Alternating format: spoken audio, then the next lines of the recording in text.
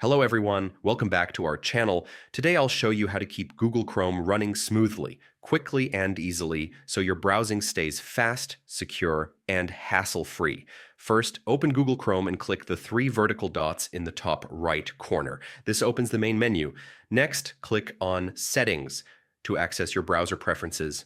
After that, go to the Privacy and Security section. Click on Third-party cookies and make sure they're allowed.